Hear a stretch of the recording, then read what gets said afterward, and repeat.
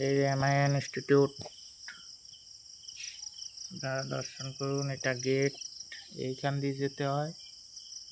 আর এটা এমনি এখানে কুটির বানিয়েছে একটা বিশ্রাম।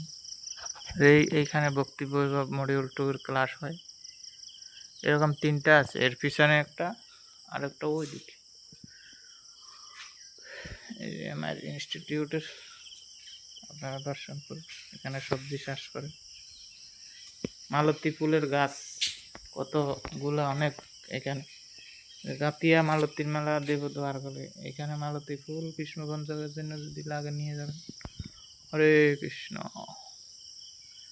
ত্রিফলা গাছ, আমলকি, হরিতকি, বহেড়া। আমলকি গাছটা পড়ে গেছে।